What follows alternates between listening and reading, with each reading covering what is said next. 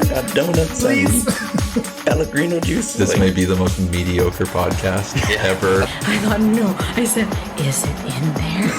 And it had knives in its hands. Let's go. And then you leave just looking like a mess, but you didn't even do anything in that 2 hours. So, and I remember saying, no problem, I got piano fingers, is what I said to them. And Butters, they do nothing. I was like, how's it going? I don't have a gun. Do you have a gun? Oh my God, I'm crying. It's good to know we have a listener. Did you have you listened to it? Have you actually watched a podcast? Well, I was just saying I haven't watched a full one of yours, but I always watch the snippets you guys put up. They're hilarious, and the stories. I watched the Ben Lotz one. He's hilarious. Yeah, Ben's a character. I adore him. See, Justin, I told you people watch them. Justin was concerned that we're not getting enough engagement on the the Instagram portion of it. Sorry, I got a new microphone and it's You don't know what to do. I don't know what to do. You thought you were awkward I before. thought I was really awkward before. You're way more awkward now. But I feel like it sounds pretty good. Yeah, it sounds does, fine. yeah. Okay. Nice pick. Yeah. Like you said, it's just really Just good. quit touching it. We're already into this thing. I finally figured out a way to get the clap out. Yeah, it's always nice when you get rid of the clap. Yeah. You made progress in one area and Yeah. 2 steps back in another. It's always nice when you can get rid of the clap. Yeah. Okay. Yeah. Great start. That's a great start. All right. Well, today we have Christy Van Dyke from Local Real Estate, the broker and owner of Local. How's it going? I am. I'm well. Thank you for having me. Yeah, no, thanks for coming. Yeah. Am I the first woman on the podcast? Second, actually. Second. Ooh, We had okay. Janine from Good Measures. Oh yeah, I did Yeah. see that one. I love her. I She's adore the her. best. Yeah, Yeah. she's amazing. Yeah, I'm excited to see all the new stuff she's doing with her business. Oh, she's a busy Yeah, she one. just Yeah. rebranded, and Yeah. I think it looks really good, and Yeah. she's doing new stuff now, so Yeah. yeah. it's Super all really proud of her. positive. Yeah, she's awesome. Yeah, so yeah, we definitely, I know Stacy has mentioned to me a couple of times, she's like, you need more women on your podcast, and we're like, we know, but we don't have, we don't, We've asked a few. we've asked a few Yeah. people. So thank you for saying yes. Yeah. Right away. First choice. Yeah, you were our 13th woman we asked. No, no. It's the only one dumb enough to say yes. Aside from Janine. Yeah. But we asked Janine before the podcast was even out. Yeah. So she didn't even have didn't know what she was getting into. Yeah, no was- gauge for yeah. what she was in for. So Yeah. She that's was, fair. Was she our second person on? Yeah. Or first? She was second. Who was first? Luke? Luke, Janine, Ben. Right, that's right. There Yeah. you go. Yeah. So now you're getting exciting. so now you're getting us when we're basically when we really know what we're doing. Old pros at this point. Yeah. Yeah. As Yeah. you can see. It only took us 11 episodes to figure out how to not clap in the podcast. There you go. Yeah. Love it. Yeah. So thanks a lot for coming out and pleasure.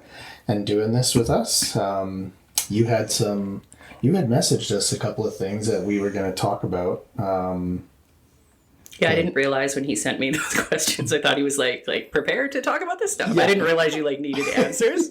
It was very unclear. And I was like, okay. Yeah, I just copy and pasted it and sent it Yeah. off and then just pieced out. Yeah. And she's like, "Oh, you wanted me to do something with Yeah, this?" exactly. You need to be very specific when it comes to realtors. Like, what exactly do you want me to do with this? Yes. Yeah, exactly. Because I will do nothing if you don't ask me. That's a good. That is a good That's a point. fair way to look Sometimes at it. I forget I'm talking to realtors. Yeah. And I'm like, yeah, that's Yeah. fair. If I don't tell you what to do, you're not doing it. Yeah. Just Yeah. point me in a direction, Rob, Yeah. honestly.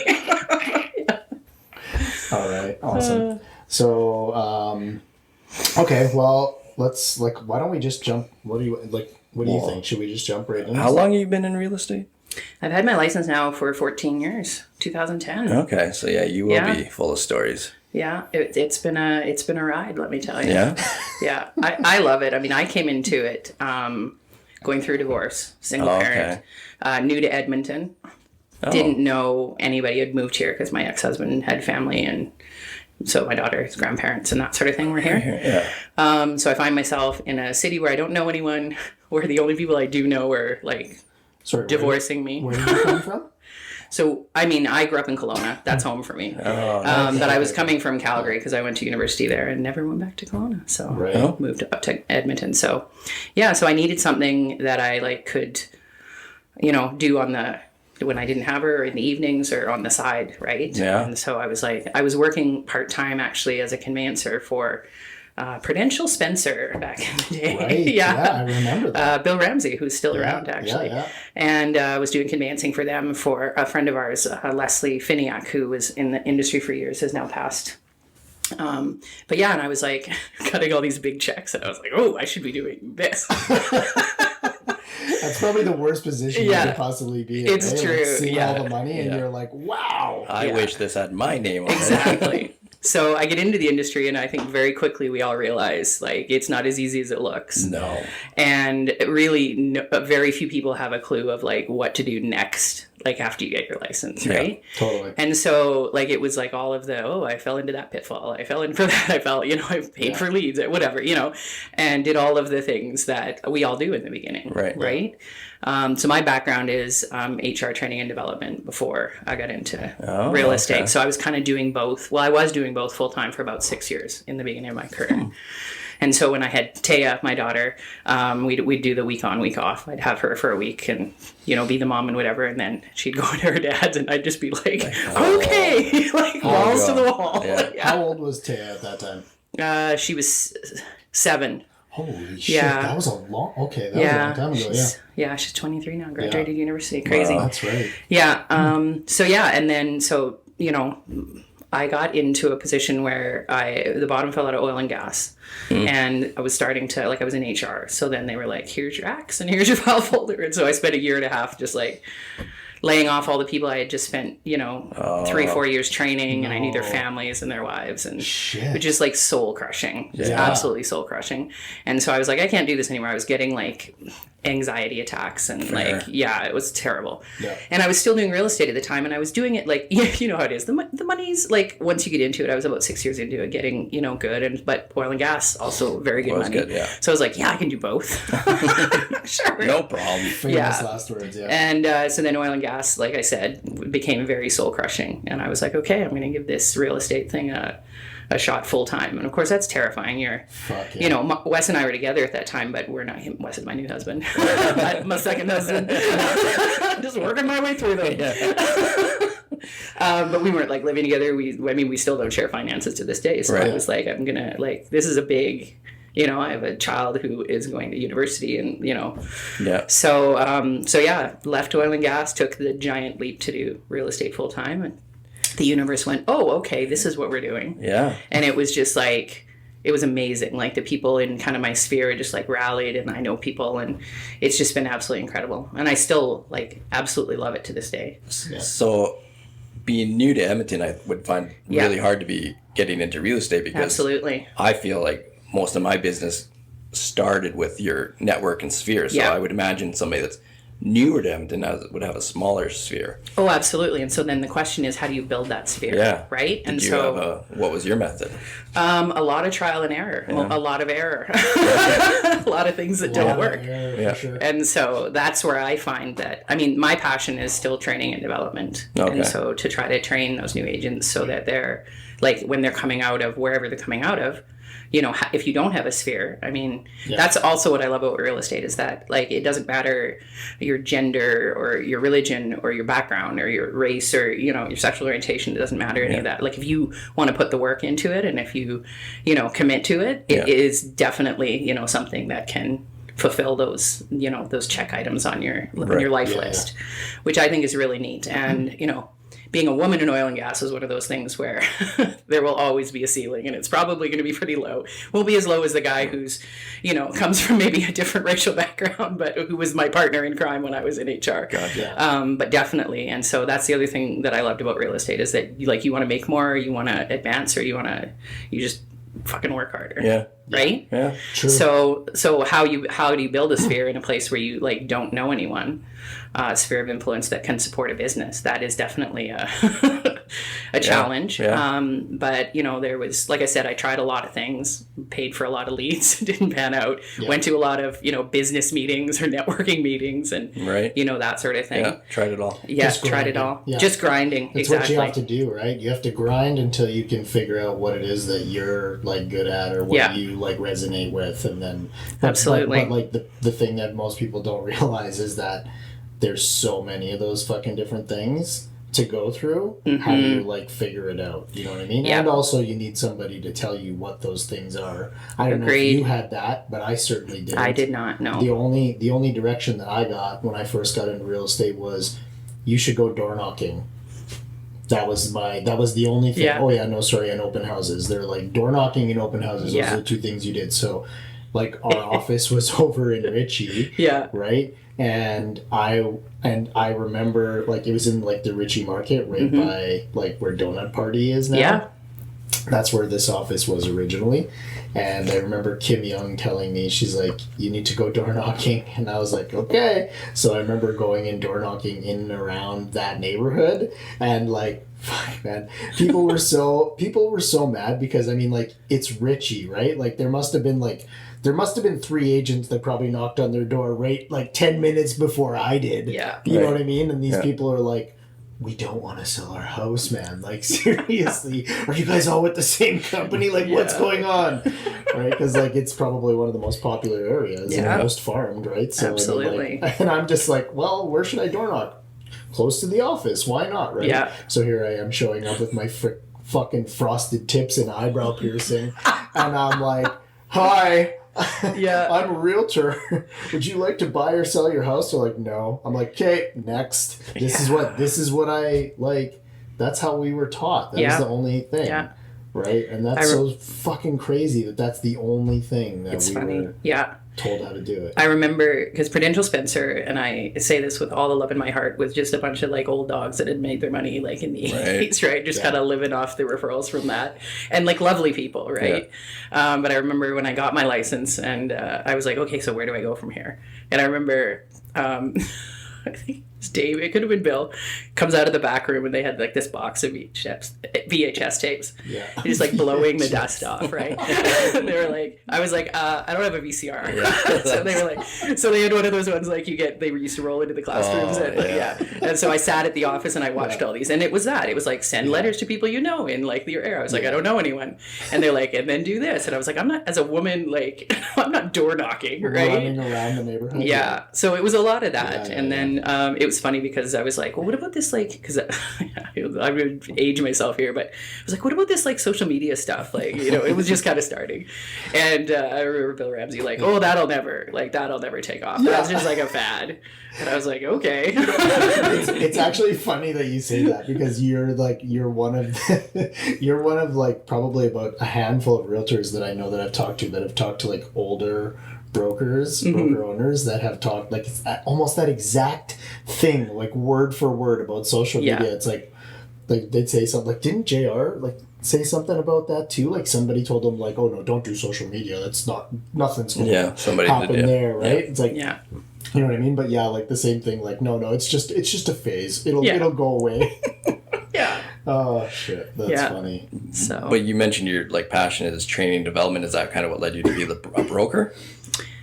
What led me to be a broker, I was just sick of all the bullshit like in the industry. I was just sick of like the lowest common denominator. I was just sick of the whole like there's so many gray areas, and you know, if you're going to be good at real estate, you're going to find all those gray areas and you're going to work them to your advantage. I was just so sick of it. And I remember coming into the industry and telling like the few friends in Edmonton that I did know that I had gotten my realtor's license, they were like, ooh, like, you know, the reputation was they're sleazy and they're, you know, and I was just like, well, I'm just going to change that. Right? Like, I'm just going to change the perception. I want, when somebody says, oh, you know, Christy, my realtor, or whatever it is, I want them to be like, she's going to tell me the truth every time.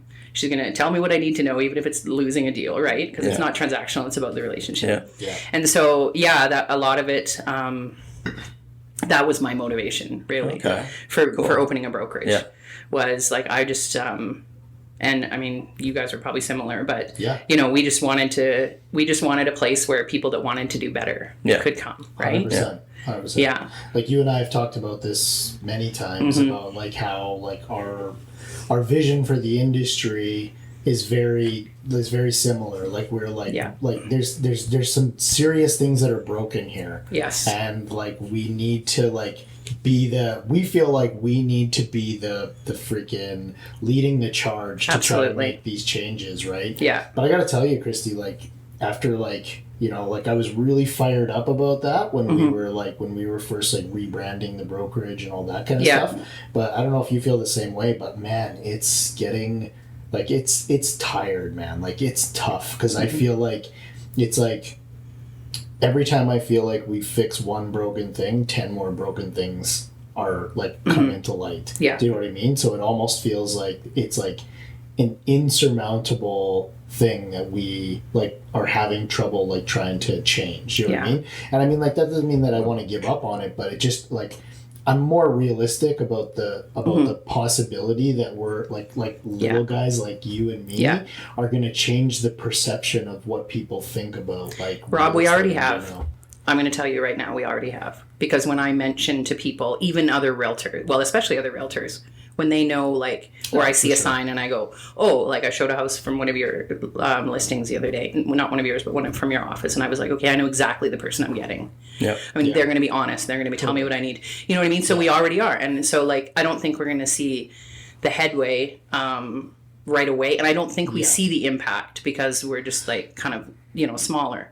But I mean, that's the goal, right? Yeah, no, you're right. And so I think it's just like my expectations were that like I was just like, oh, this is gonna like we're just gonna make like huge waves and this is gonna happen like really fast. Yeah. Where it's definitely more of a. I know we've had an impact for sure. Absolutely. Yeah. But I think it's come a lot slower than I was hoping or expecting. Well, when you're feeling that way, just call me. I'll walk you through it. No, but I mean, I think that is, I mean, there's always that. The more people that come into the industry, I mean, we know, right? Yeah.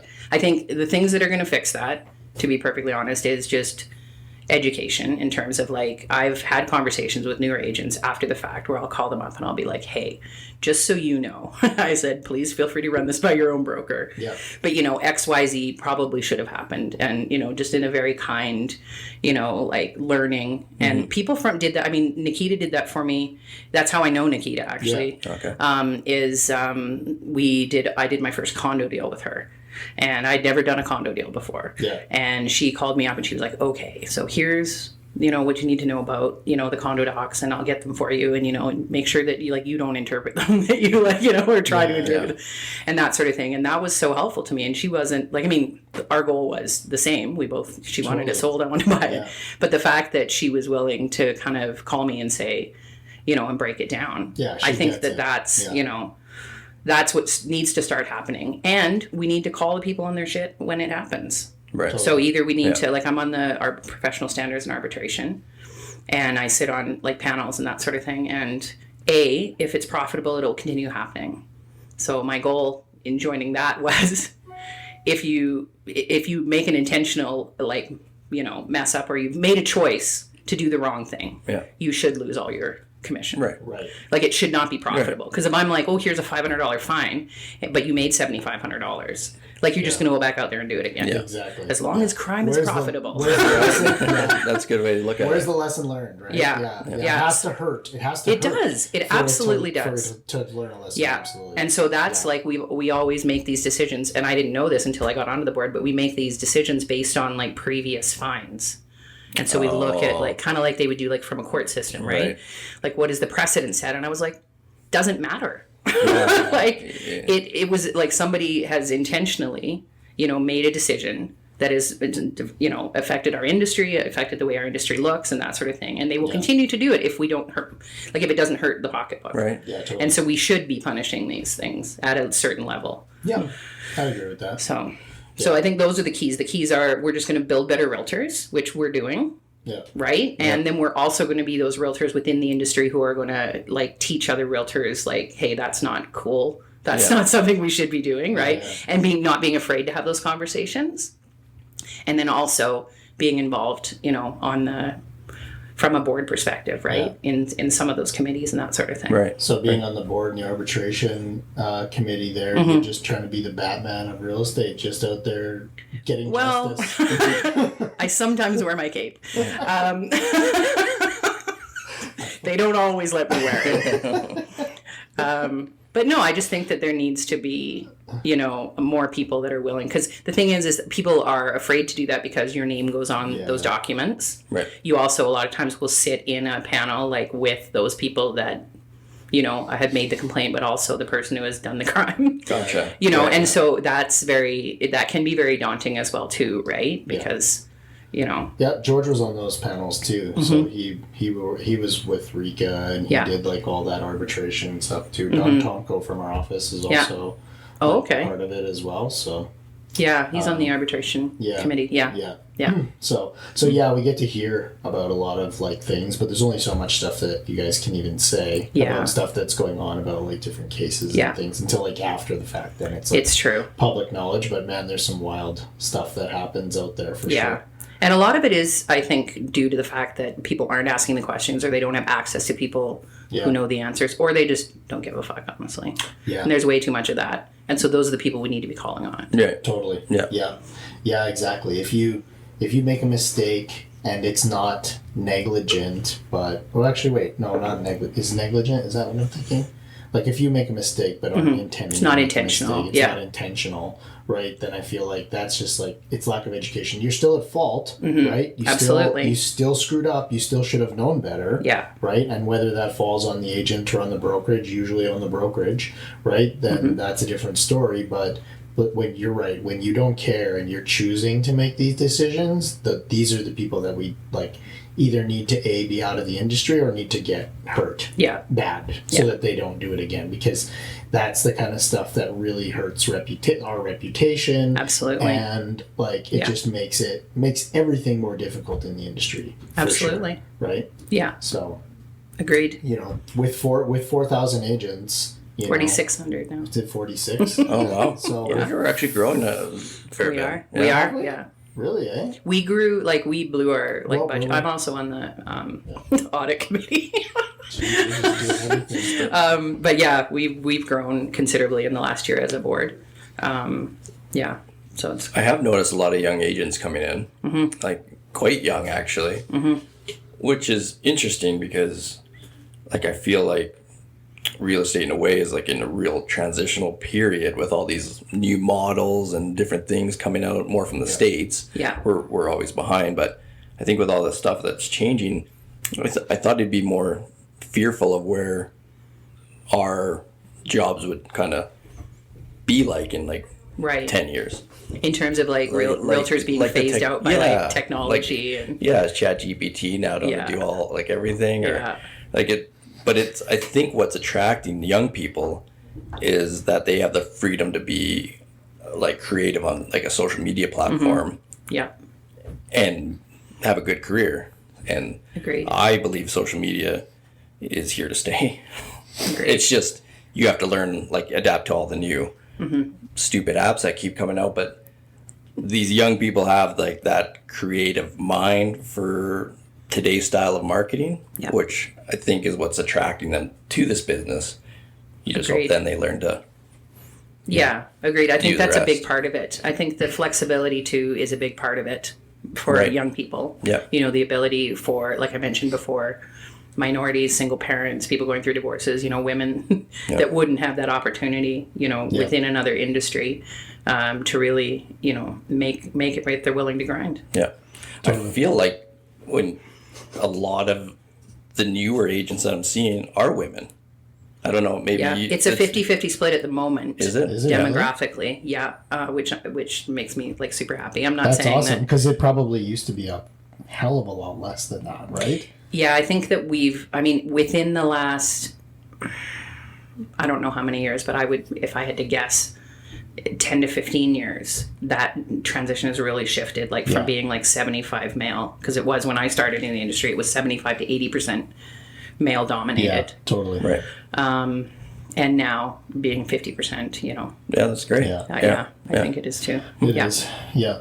We definitely do need more females for sure in this industry, because I feel like this is just like, well, and also going back to like the whole like new, like younger agent versus older agent thing, there's like this clash of personalities I find that's happening, because these younger agents are just coming in and they're hungry, and they want to like work really hard, and they're trying to start a new career. And the older agents, a lot of them still have this like kind of a it's not an abundance mindset, but more of like a oh, I need to I'm like a scarcity mindset. Do you know what I mean? Like they feel like, oh, these new agents are going to come in and take business away from us and stuff like that. And and I just like, we've always been of the mindset that's like, hey, like there's enough, like we're 4,600 agents here, which like if anybody knows like bigger metropolis like Toronto or Vancouver, like we're a fraction of the agents that they have in those places, so it's not nearly as competitive here as it would be there. So there's a lot of business to go around. There's enough for everyone, right? There is definitely enough for everyone. And if you think about it, I mean, we're still in a position where 20% of those 4,600 agents are doing 80% of the business. Yeah. Right? True. Like, but not all 4,600 of those are, selling 100 houses a year. No, exactly. But those agents that are doing, like that 1% that are doing that 80% of the business, they don't want to lose that 20% of their piece of the pie. I don't think those are the people, though, that are pushing against that. I find that it's those people that are kind of like in that... Yeah. Kind of like it's more like the 1% to 2%, the ones that are doing like massive amounts of like of transactions, right? Like those are the ones that I think are getting like some of their business is getting taken by some of the newer agents, because they're just doing like absolute shit tons of deals, right? Yeah. So I don't know. I don't know. What do you think? Like, do you think that like do you think it's kind of balancing out in a way where like some of these older agents are transitioning out of the business and the new agents like I hope so. You use a few less old white men in this business. Right? Yeah. Just a couple. A couple. Maybe some old white ladies too. It is. Oh, there's some crotchety old white ladies in our industry too. Yeah. Right? If you tell me one more time how long you've been in the industry, I'm literally going to punch you in the face. Yeah. I don't care. My favorite. My response to that is, then you should know better. If you've been doing this for 30 years, you should know this is not going to fly. Yeah. And man, things have changed in 30 years that they need to adapt. Right? That's the worst, is like the old crowd just still wants it to be the way it was back in like the 80s, right? Like they're holding on to this, and then when these new agents come in, it's just like they don't understand the way of like the modern day, so they just get angry. But change is hard, Justin. It's a fear. Change is hard. I get it. Very hard. Well, and that's the only consistent thing about real estate. Yeah. Like, if you're adverse to change, then this is not the industry for you. Yeah. Like, you have to be able, to duck and weave. Like, if this is, one day this is the way it works and tomorrow it's not, you have to be willing. Like, that whole, like, this is the way we've always done it. Yeah. Like, not going to fly. And that's where I think the new generation is going to be, I'm excited for that, because they're just going to be able to be very like, okay, that's not working, let's try something else. And, I'm committed to like doing mail outs in my neighborhoods. Well, great for you, but go try it. Knock yourself out. Go nuts. I still have boxes of mail outs sitting in my... Well, you know what though? Like, that's like, man, I got to give you some props, because you have dealt with some serious adversity, like getting to where you are today. Like, fuck, good on you for like to get like some boss ladies like in here. Like, I feel like you are like at the top of that food chain, because from what you've had to deal with, seriously, because like what you've had to deal with coming in here, like if you actually look at everything compiled, like you're like how you've gone through this and like what you've done, like coming in, like Justin said, not knowing anybody, like not having a sphere and starting out and actually making a successful career out of that. I feel like agents who get into this business and actually know people, like their failure rate is even high. Do you know what I mean? But for you to start from scratch for that and just like, and go through everything, and like around the same time we're like getting into the industry, like you don't know what to do and figuring that out all on your own, and then actually even taking on the responsibility of being like, I want to change the industry, and also doing real estate and all that stuff. Like, honestly, Christy, like, kudos to you, man, because that's freaking awesome. And like where you're at right now, like now you own a brokerage, which I mean, I know you probably are the same as me, where you're like, well, this was maybe a better idea than we like on paper. It looked a lot better than it actually is, but the I perception know it can be of that, but, you know, I mean, I think a lot of it for me is I just want to be. Our unofficial model is I just want to do. Did we shut? Sorry. Yeah. Oh, okay. 1 sec. Just remember where we were. Did you see where that shut? You were stroking my ego. That's where we were. During the ego pump. Yeah. The tire pumping. Yeah. Okay. Playing my guitar there. Anyway.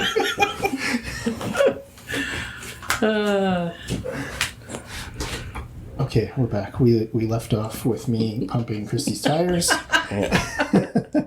And yeah, sorry. And sorry, I had asked you, like, what was I saying? From a brokerage owner perspective. Oh yeah, I yeah, guess. right, Yeah. right. Like, was it like owning a brokerage now that you've been? How long have you owned local for now?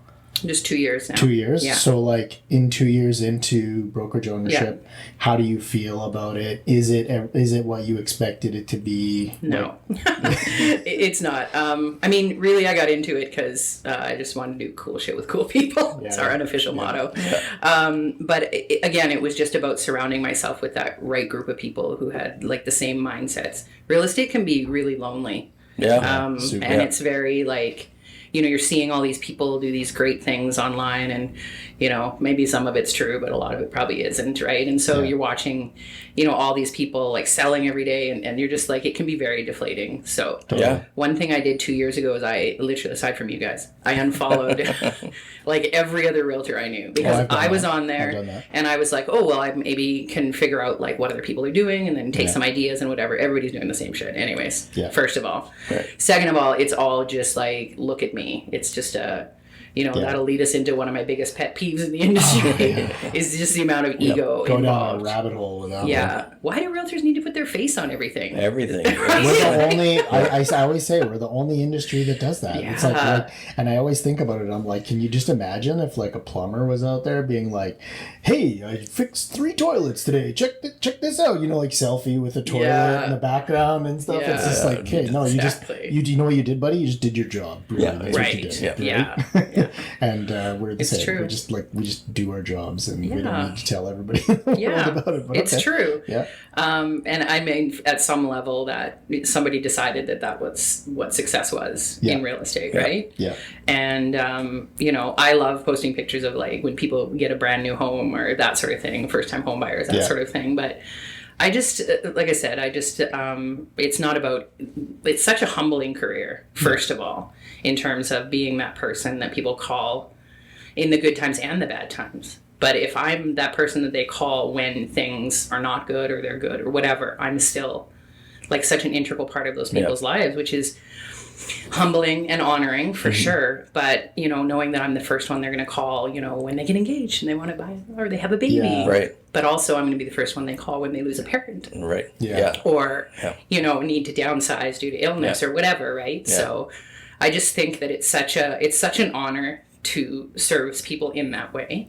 Yeah, I agree. If we could get away from this whole like transactional, you know, how many houses did you sell this year? I don't care. Yeah. How many people did you help this year? Yeah. Yeah. Well, right? that's the goal, right? Yeah. Yeah, and over like the years, or more so, I'd probably say since COVID, like the shift in the style of client that I'm getting is coming from not a great environment or place. They've gone through something in their life that isn't great. Like that's more what I'm seeing right now. So you become you become ultra empathetic, and then you're trying to put a deal together where on the other side they don't know that situation, and you're trying to defend them without divulging like a story. But it's like you get so immersed in a lot of these people's lives. It's like, how can you like do this as a part of the deal because you're stressing this client out and they're going through this, but Yeah. you got to like find a balance on like, Absolutely. how do I protect them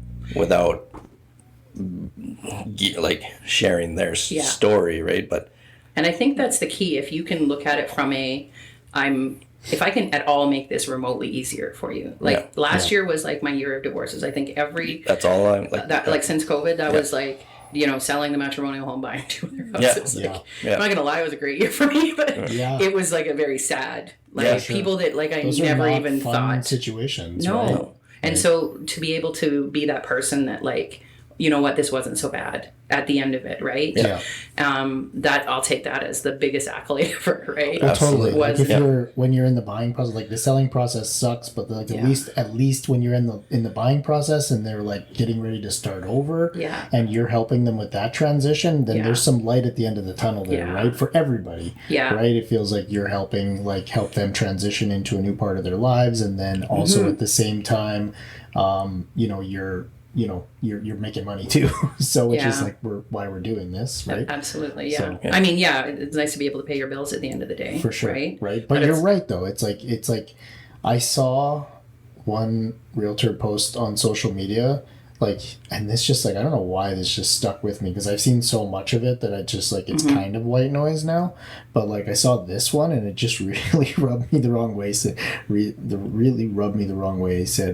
He said, I moved X number of units this year. And I was just like, it was fucking units? That's how we're referring to people now, as units? These are people. These are human He sounds beings. like a unit. Yeah. He did sound like a unit.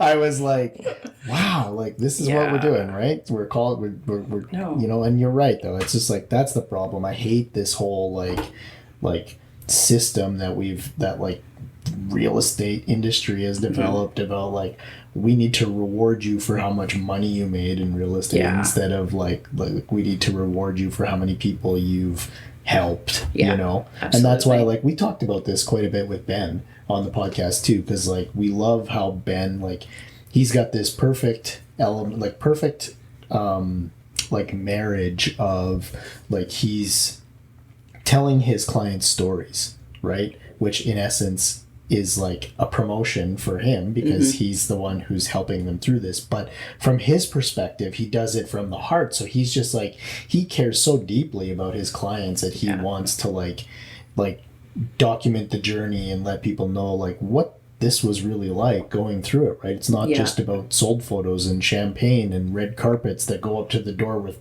ribbon cuttings and shit, right?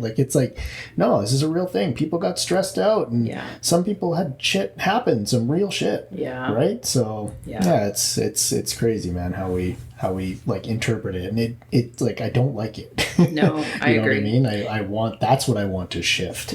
That's where you and I where we were talking about at the beginning of this, how it's okay, we want the agent, the interagent interactions to be better. That's definitely something that needs to change, but I don't like the trajectory of where this where our industry has gone since social media. Do you know what I mean? To me it's we were trying to help the reputation, but social media I feel has made it get worse because of that style of self-promotion, right? I agree. So that's an uphill battle, because man, there's a lot of, and brokerages, they buy into it. Do you know what I mean? They feed their whole system off that competitive nature by pitting the agents against each other within the brokerage, and we're just no, we need to work together, man. Yeah. Because all of that feeds into the whole animosity towards each other. And if me and you were doing a deal together, Christy, if you and I are on opposite sides, that type of training teaches us that it needs to be you lose and I win. Right. Do you know what I mean? Yeah. Not we need to work together to get these people the thing that they want. Yeah. Right. So the amount of times I've used the term we're on the same page. Our goal is the same here. Yeah. I don't know why we need to be, towards each other. Let's just, figure out what works for both sides, and then we'll move on. And I think that can be done, amicably. I can think that can be done kindly. I think that can be done, without the whole, screaming and yelling and I'm doing the best for my client if I don't fight you super hard, right? And it's just I mean, basically, we're passing along information. Yeah. That's all we're doing, really. We don't make the final decision. Oversimplifying our job a bit, but you're right, though. I mean, like, we are mediators. Yes. Right? Our job is to bring two people together in an amicable manner and, like, be a buffer for them, right? That is what we're doing. And that's how we, like, create less stress, because there's a lot of emotions involved in a real estate transaction. You got to look at us as like a filter where, like, all that emotion just fucking hits us as a wall. Yes. And then only the important stuff gets through. Absolutely. Right? Yeah. That's kind of how I picture it. And the important stuff gets back, because I find too that a lot of people will take those back, and I'm like, no, your job is to make this as smooth and as easy and as non, emotional as you can for your client. So by taking that back to your client, like, oh, the other agent's doing this and that, and they're, I was like, how is that helpful? Yeah. Now they're mad and they don't want to sell to that guy anyways. Yeah. Like, Exactly. Yeah. No, it's crazy. It's crazy. And I think a lot of that too is a lack of training of, honestly, new realtors don't get soft skills training. No. Right. And they don't get, and a lot of these new agents that are like coming into the industry have never, I'm not saying they've never had a real job, but like they may have never had like a corporate job or that sort of thing. And they don't know even the basics of like an interaction. Right. Like from a professional perspective. Right. And so I find that that's a lot of the missing piece for new agents coming in is, no, we're going to teach you how to take that and take it back to your client and then also take it back to the other agent in a very, kind and professional and, and places. And we don't teach that in the industry. Totally. The course teaches here's 92 ways not to get yourself sued. Yeah. But they don't teach, and here's how to fill out a contract kind of. Kind of. But that nobody teaches, like, hey, this is actually how, like, a deal is based on the interaction between you and that other agent, and how can we make that the best possible interaction? Totally. Yep. There should be an entire section on empathy. Absolutely. How can you be empathetic towards your clients? How can you be empathetic towards the other agent? How can you be empathetic towards the situation? Like, I think that's a huge part of real estate that's missing. Yes. Just in general, right? But like me and Justin talked about it a lot. Yeah, that should be taught in high school. True. Yeah, that's true. It also with credit. Yeah. Well, you know how well high school students listen. Yeah. So, my parents are both teachers. Like, barely cram into them what we cram into them now. Yeah. True story. Yeah. But like, there's no, the working industry now is just, and I'm going to make myself sound old, but like, it's not the professional level that it used to be. Like, there's certain things that we used to, you'd never get away with in even a semi-professional environment. Yeah. I've noticed it change like a fair bit. Like, I've been in it for 11 years now, but like when I first came in, like it was like very like suit, tie, formal feeling, like, and I felt like I'd never fit in. Yeah. And then over the days, it's like, okay, now we're like becoming a lot more casual. Even in the way marketing has gone, right? We've gone from like very formal, here's the house, here's the description. Now it's like, here's me, and there's a house behind me, but like, and it's very like artsy, kind of creative. Yeah. And so I think it's good that the like new agents bring in like a new wave of kind of ideas switching it up a little bit. Totally. You just hope there's a humanity part that comes along with every agent in the business. And I think that can be taught. Yeah. Yep. I think that's a set of skills, and I, with all new agents, I handhold through the first 5 or 6 deals. Yeah. And hey, we're going to respond this way because like this is how we want it to be received, and then we're going to take this back to our clients. And so I think that's probably, I would say, is the biggest part missing in our industry is just those soft skills from an agent perspective. Well, we should figure out how to get that out there. Yeah, we have it as part of our training. That's awesome. But I think a big part too is like you can teach it, but then like, are you holding them accountable? It, right? I will have a conversation. I tell new agents that come in, I was like, if you are not behaving the way a local agent should be, then I will have a conversation with you. Like, just because it's such a weird thing because they come to work for you by choice. Yep. Right? Like, I'm not your boss, but I am responsible for you. Absolutely. Yep. Totally. But I have, like, if you're going to come work here, then this is the level you do that I require, I expect. Right. Yeah. And I will call you on it. If you're like, you know, like I was telling you that story the other day of having to get in between those two agents. Yeah. Right. That was a pretty candid conversation after the fact. Yeah. Like, you're an adult. I should not be having to have this conversation with you. I do not ever want to be having this conversation again. Right. So step up your game. Yeah. You know? Like, Yeah. Well, that's the and thing, kindly, right? I mean, obviously. right? Because like our agents, like as brokers, right? Like our agents expect like our brokerage to have our backs 100% of the time, which we should have to, but Yeah. they still have to. Like our agents still need to act with a certain level of like couth and you know like professionalism too, right? So Agreed. like, and we do. You're right. We as owners, we need to like hold them accountable to those standards as well, right? They can't just get away with anything with the shield of like, oh, my brokerage will have my back no matter what I say or do, right? So, And I've also been very clear about that. Like, if you go out there and do dumb things, then I'm not backing you up. yeah, Right? Like, if this ever came to like a review or like we had to go to the arbitration board and you dropped the ball, yeah, you've dropped the ball. you owned it. You have done Yeah, it. Right? exactly. So, Exactly. Okay. Okay, so Christy, we're gonna lighten this up a little bit.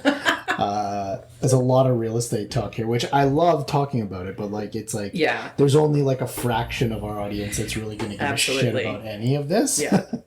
So You delete all that. yeah. Edit into these. Yeah, we'll just Just start now. Yeah, we'll start at 45 minutes. Welcome. Welcome to the podcast, Thank Christy. you for having me.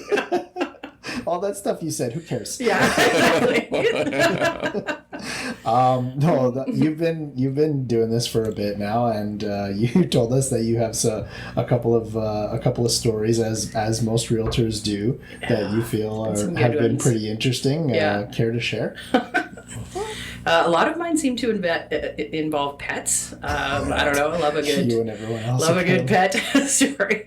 There was one though specifically where, you know, they put on the thing, don't let the cat out. And in my mind, I'm like, that cat should be kenneled, but sure. It's not my job. Anyways, it was in a townhouse complex. And we come in, and of course, we're looking around and whatever. And we go out, and the cat's like, just buggers right off, right? Of course. Like, yeah. There's me and my 3 clients, like, looking under cars and behind, you know, this and that. Yeah. And I carry cat treats in my car for this smart. particular reason. Smart. Anyway, so like half an hour later, somebody's like, I found him. And so they pick him up and they put him back in. Great, locked it up, whatever. And I always like to like be proactive in those situations. I let the realtor know, like, hey, does the cat get out? But don't worry, put him back. About 3 hours later, I get this call, and they're like, that's not our cat.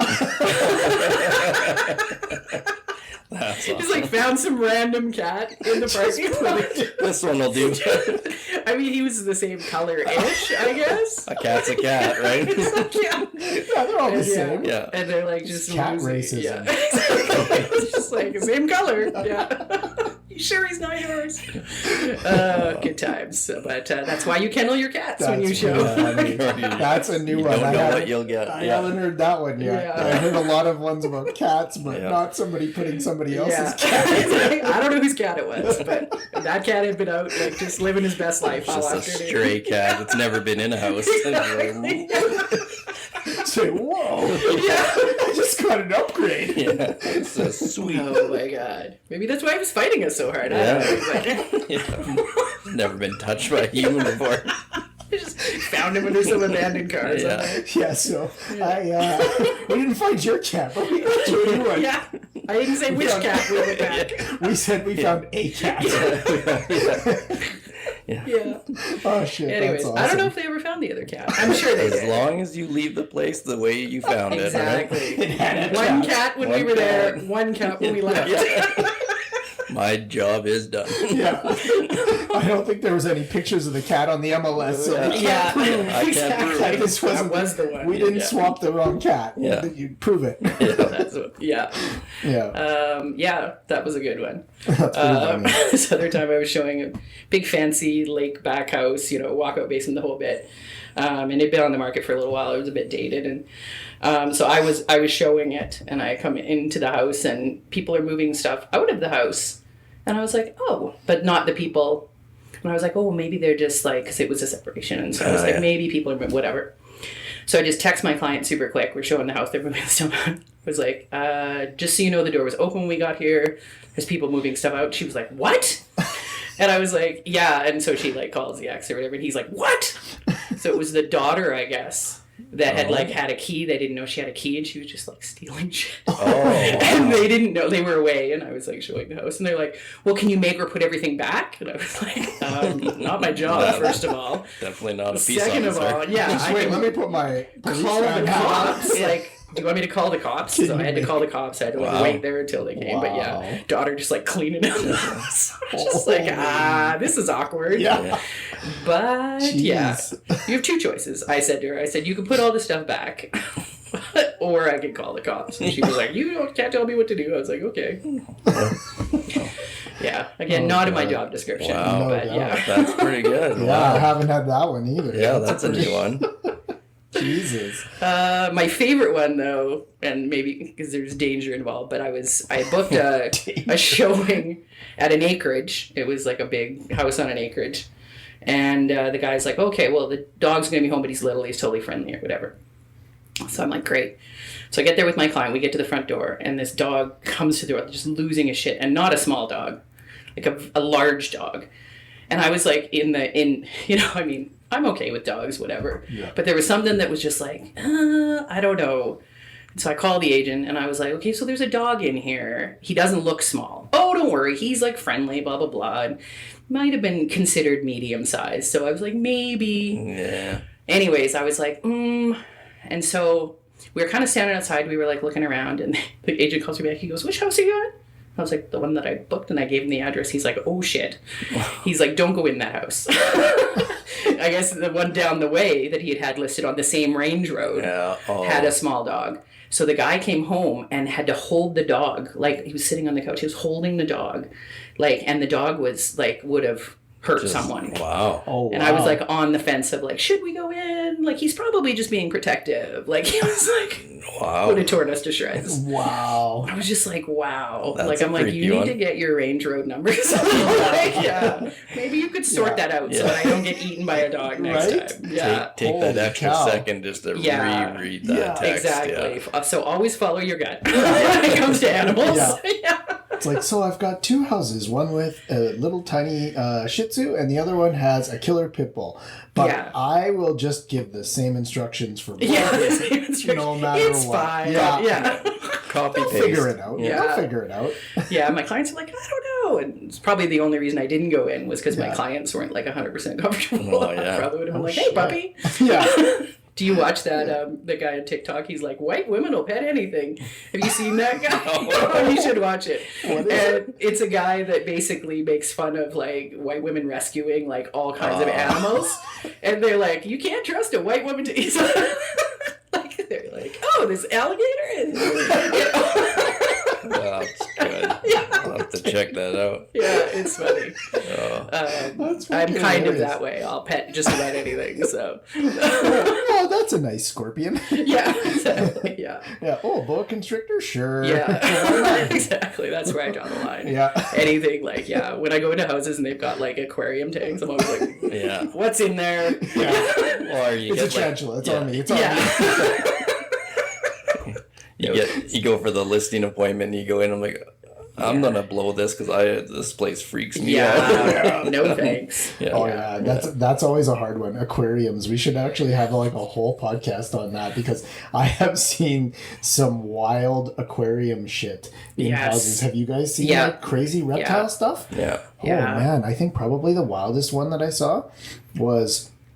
It was like an acreage property, and like the whole house was like really cute. Like it was like so tasteful, and like it was like a Pinteresty type house, and it's like, wow, this house is just amazing. And then we go down into the basement, and just like everything is fine, and then you just go in one room, and it's like the exact opposite of the rest of the house, like painted black, like death metal stuff all over the walls, and then.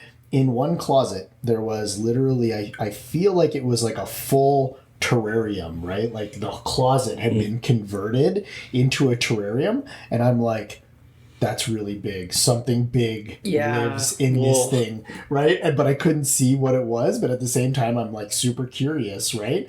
So I go up to the terrarium and I'm like looking around trying to see what's in it, right? And then I just like out of the fucking like corner of like some little like, well, it was little, it was like a big rock sort of a thing that was like hollowed out. I see like this snake's tail like coming out of it. And I'm like, just by the size of the snake's tail, I could tell this thing is massive, like massive, right? And I'm like, nope. Oh God, just as I'm saying to myself, I'm like, thank God this is in a terrarium. And then I look and like the whole top of the thing is just open.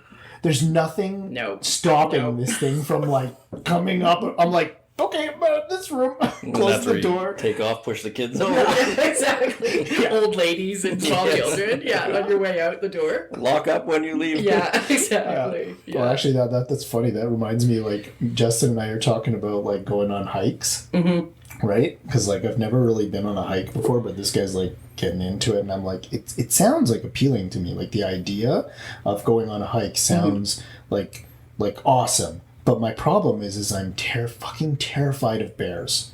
Like, absolutely, like, petrified, terrified of bears. And I was scared of them, and then I watched The Revenant. Have you guys ever watched that? Oh, fuck.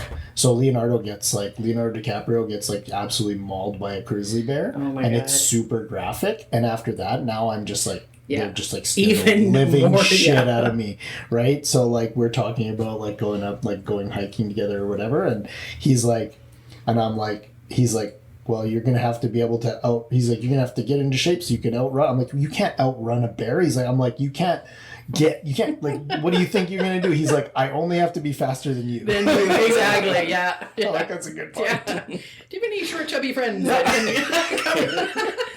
Yeah. With bad knees. Exactly, yeah. Short, chubby friends with Wes bad is knees. large and he's slow, so take him.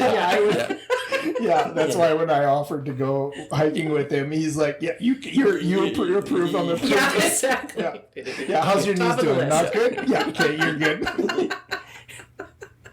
Yeah, and you have to wear Love it. like flip flops. Yeah, exactly. You have to wear flip flops and You're a hiking stake. flip-flops, yeah. You get stake tied around your neck, please. Yeah, I'll pack your backpack. Bunch of sausages. Yeah.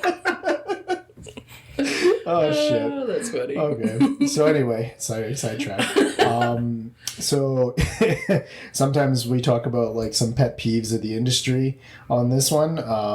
Did you have something that you wanted to, or did we already cover that? Did we cover that or not? A little bit. A little bit. Yeah, I but- guess. Yeah, I guess. But Yeah, like, is there for me, anything it's more specific? just the ego, and I guess the perception that like you have to like have a certain car, or you have to, you know what I mean? Yeah, like yeah. just that whole I think that revolves around ego Yeah.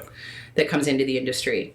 And the people that I think do really well in this industry are, the Ben Lotes of the world, the humble people, you guys, so that's probably one of my pet peeves. And when people tell me how long they've been in the industry, like during like a heated moment in negotiations, like I don't care. Yeah. Like if you've been in the industry that long, then you should be better at this, like I mentioned. But True. so little stuff like that. I think, there's not a ton that bugs me. A lot of, I think when you're in it for long enough, you're just kind of like, well, I'm just going to be better than that guy. Yeah. I always tell my agents, when they go, they have There's also this song by Sarah Bareilles, and it's called He's an Asshole. And so I'll play that from time to time. When that one agent's calling, just turn my music down. Just in the background, right? You just turn it up a little. Yeah. Oh, sorry, that was up, not down. Yeah. Like, what is that? It's like, I'll send it to you. It's great. It's great song. Yeah. You're an asshole. Put it on your playlist. Yeah. That's great. Yeah. Yeah, no, I agree. I think there's definitely some things that we can work on for sure in the industry. Yeah. But like you said, I admire your positivity with it, because you're right. Like we do make changes, and I think like it is like slowly getting better. And the new agents that are coming in, as long as they're not too poisoned by the old agents that are training them, you know what I mean? Then it'll be okay, right? Just kind of like slowly make that transition. And I truly believe that those people that aren't in it for the right reasons, or the very, you see those people, and I'm like, they can't be giving good service to 100 units a year, right? Like, they're not. So eventually they'll weed themselves out of the industry, because those are not people that you're going to call back. Like those 100 units he sold or whatever it was, like, are those people remembering who he is, or did he make an impact in their life, or whatever, right?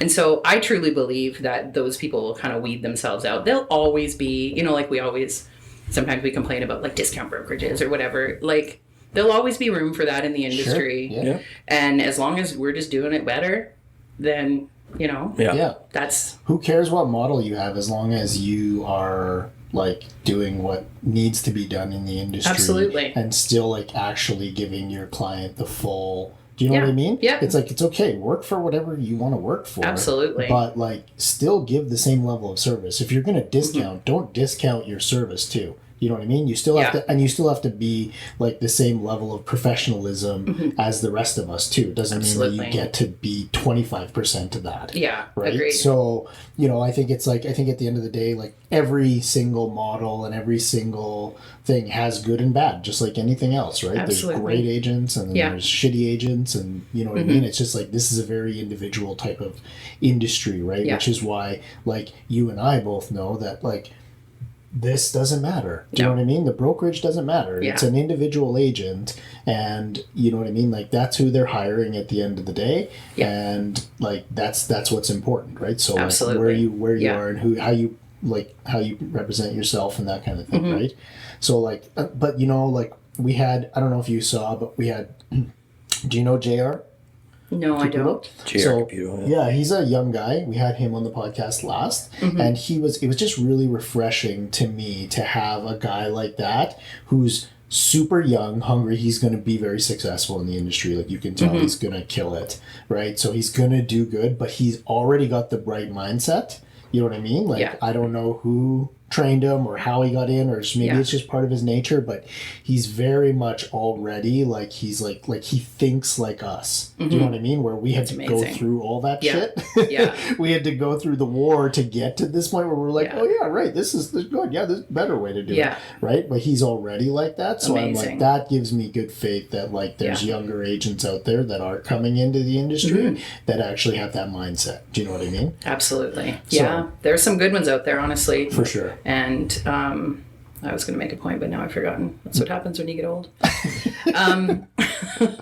And that's the thing about the pet peeves in the industry, right? Like, I think that there's certain things, like there'll be certain weeks I'll be like, fuck this, and then it's nice to have like people that you sit down and you just bitch about the industry. Yeah. Like sometimes Wes is like, oh, are you going with real estate people? And I was like, yes. And he was like, I'll skip this one. Because it's just us being like, and then this other time, then she told me this, and then she called my client an asshole. And then, and that's where it comes back to like being lonely, because it's not like you can turn to your like office mate and be like, oh, did you just hear me on the phone? Exactly. And like, your spouse is just like, so like mine is just long suffering, and like, only other real estate people get it. That's the thing. It's right? true. It's like, true. This is an industry where it's like we can only really talk about this stuff with other people, and this is part of the reason why this podcast exists, right? Because we're like, it's a good outlet for us to be able to just like talk about this kind of stuff, right?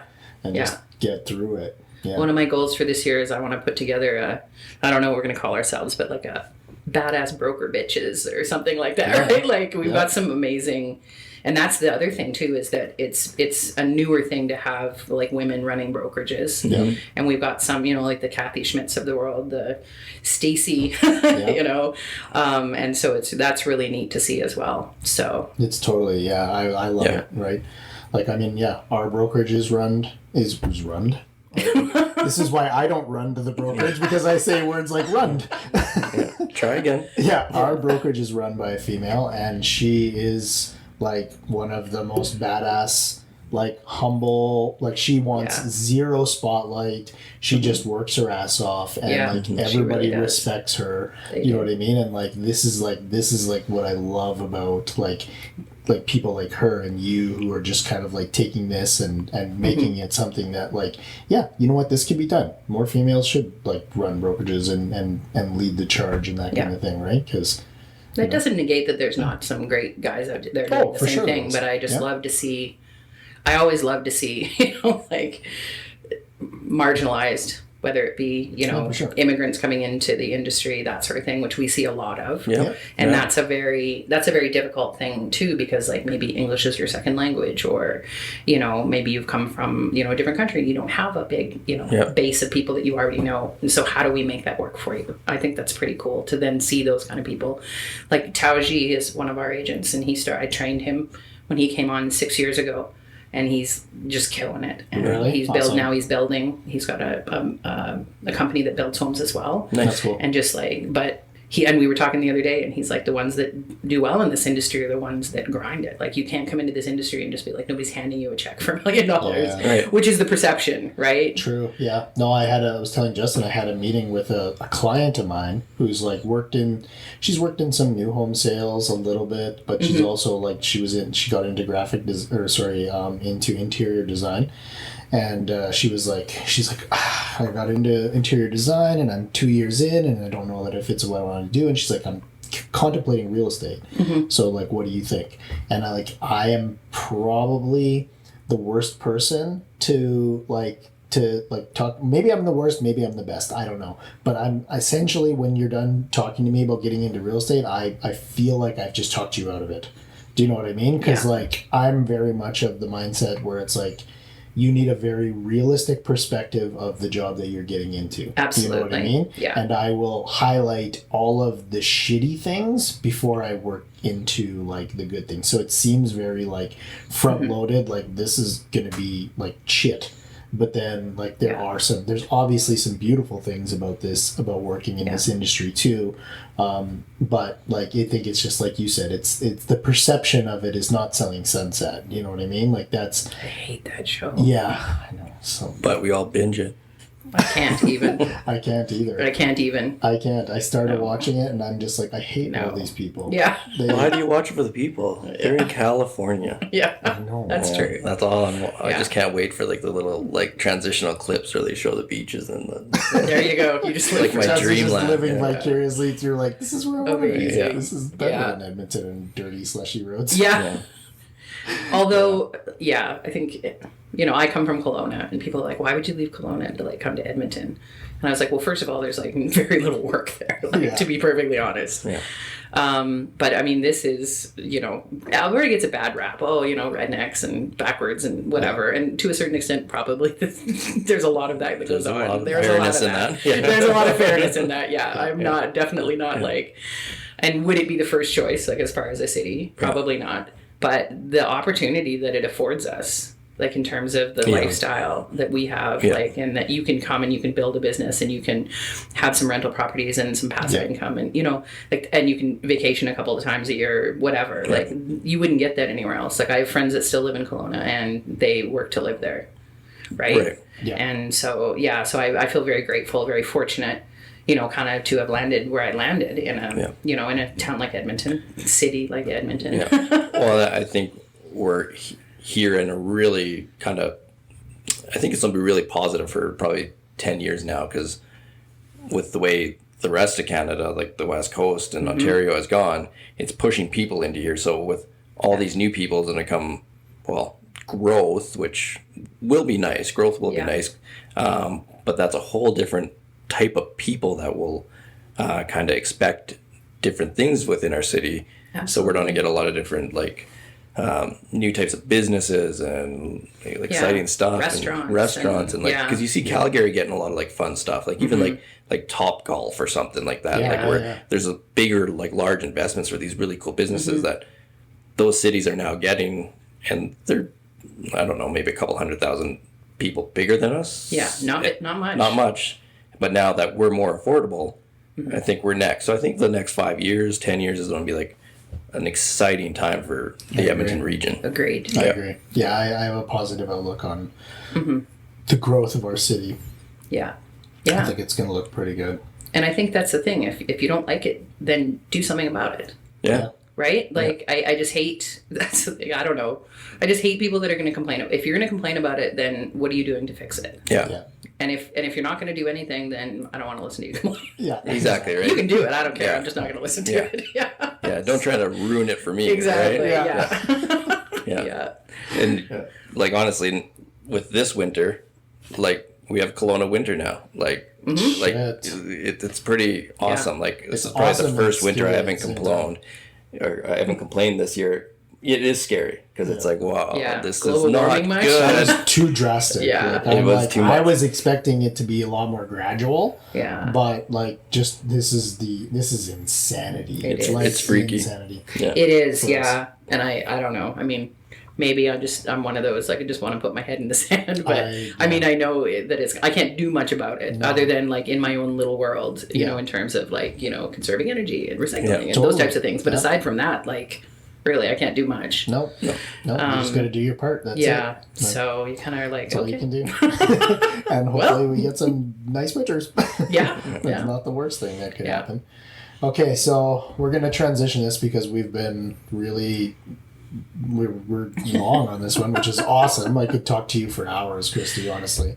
But we usually wrap these up with a good human nomination. So I know you have somebody that you'd like to give a shout out for. Yeah. So one of my good friends, Lisa Shaw is her name. She was a 911 operator for many years and transitioned into training 911 operators, and now is in a position where she kind of is in a role where, you know, people have complaints about how their 911 would call. She will deal with that. But just probably one of the most like empathetic, kind, loving people that I've ever met in my life. I don't know if you've ever known a 911 operator, but that's a tough gig, man. Oh, nice. Like it's a tough gig in that you see people at their worst, but then there's never any resolution because of like privacy laws and that sort of thing. You never know like the outcome of those, and then to continue to move and to continue to be empathetic and to continue to be open to people and continue not to be like, oh, life sucks, the world sucks, other people are shitty to other people, you know, and to that would really you know, be difficult for me. It would be, I couldn't do it. Oh, for sure. No. To be in a position like that, and then to train people to, you know, be empathetic and to listen is a tough gig as well. So she's my hero. That's insane. Awesome. That takes a massive amount of resolve to be able to deal with that day in and day out and still be able to like not spiral into a crazy depression or something like that, right? So wow, that's crazy. That's a really cool nomination. It's really cool. That's a good one to have. Yeah, that's awesome. She's a single mom and her boys are amazing and, you know, full time, and just like one of the most positive people like I've ever met, and just nice. Sweet. What was her name again? Lisa. Okay, awesome. Huge shout out to her. Yeah, because that's a role that like it's not made for everybody. No. Like I couldn't even imagine like after like every time a phone rings, that in her world is a negative sound. Yes. Right. Yeah. So I like that would just be terrifying. That you could probably take for a long time. So it's we need those people in our world, absolutely. big time, and so. Like I did know a friend that moved to Halifax, and he was in police, but at the time he did 911 operating when the big Halifax shooting happened a few years ago. Gosh. And so he was on the that side of it for that night. He only told me a little bit, but like just like the kind of stuff that those people could potentially hear, and you take it home, you take it with you every day. Yeah, so how could you not? That'd be insane. And our healthcare workers, we do not support the way that we should be supporting them. No. And the type of like support that those people need that have been in those situations, like trauma every day. Right? Like, how are we supporting those people? Yeah. Well, we're not. We're just letting them go, and then we're training new people like that. You know, like it's just it's a tough cycle, and so we need to be, you know, supporting, pushing our politicians to support them and put more money into healthcare, but also like, you know, we can't continue to damage people and then just cast them aside. Right. Yeah. So, anyways. Yeah. No, it's get totally off my true. soapbox. Stepping down. That's okay. That's a good soapbox to be on for sure, and fully support that. Agree with you 100%. But thank you for the nomination, and thank you for being a part of our little Thanks for having me. This is fun. Yeah, This is really fun, appreciate it. I was saying we should do this over wine, but then we'd be here for hours, days. We could do it like This should be a 4-hour. We could do like a beer night podcast. Exactly. It'd be fun Late to listen to that. nights It'd be fun to listen to that the next day. I'd be like, what did we say? Yeah. None of this can be used. Yeah. We're like throwing out names and this one tell me I did this deal with so and so? Yeah, I swear to God. Yeah, but knowing us, we'd probably just do like a live Facebook and just go. Yeah, no kidding. 4 beers in. After Okay, so live, let's get we're changing this to bad humans now. Yeah, exactly. The terrible people in the world. Yeah. Yes. All right, awesome. Well, thanks, Christy. Well, thank you, Appreciate guys. coming Yeah. out, and Having we'll me. have to do this again, I think. Yeah, Yeah, I'm absolutely. happy to do that. Yeah, I had a few more stories, so I'll save them for next time. Then I guess. One that included Ben loads, but I'll Really? Throw that little nugget out at the end. Okay, well now we have to. Let's get this booked and let's Okay. book Ben at the same time. Yeah, he should come in. And Yes, we will I have it think we out. Yeah. should do that. Yeah, well, that's what we'll do. That's the new podcast. Yeah. We'll bring in like the beef. Exactly. Yeah. It'll be like the new form of arbitration. Yeah. Yeah. Surprise. And we won't tell them that the other person's coming. Yeah. It'll be a Exactly. full surprise. Yeah. And guess who your co-guest is? Yeah. It'll be the Just new getting- Jerry Springer Jerry real estate Edmonton. Yeah, I would watch that. real estate beef. Real estate wars. Yeah. Okay, I think that should anyway. So, okay, well, thanks, Christy. I guess Thanks, we'll wrap guys. this up. All right. I don't know how long ago that shut off.